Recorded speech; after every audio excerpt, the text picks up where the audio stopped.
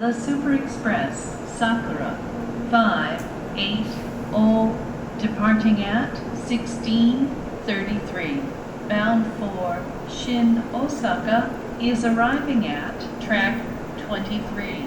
Please stay behind the yellow line on the platform. This train has 8 cars. Car 8 is at the front of the train and car 1 is at the rear. The green seats are in car 6. Cars 1, 2, and 3 are for passengers without seat reservations.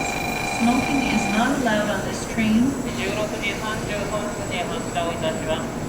さくら580号新大阪駅です。自由席後ろ側1号車から3号車です。途中姫路新神戸に停まります。8両編成でホームの中ほどに停まります。 Thank you.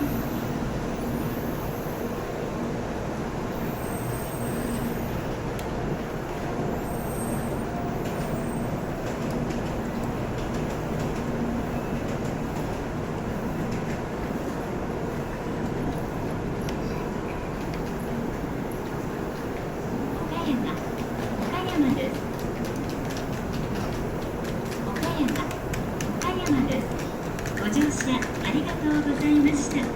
この列車は16時33分発さくら580号新大阪行きです。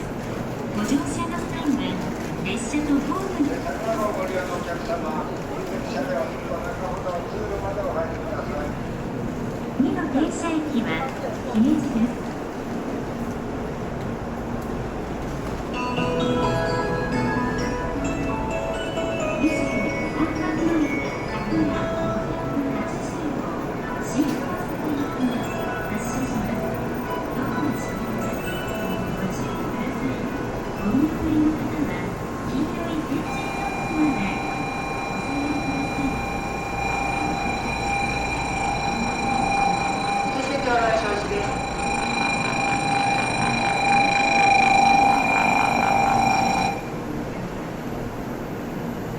ドア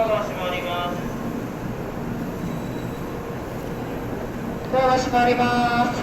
車内入ってください。ドア閉まります。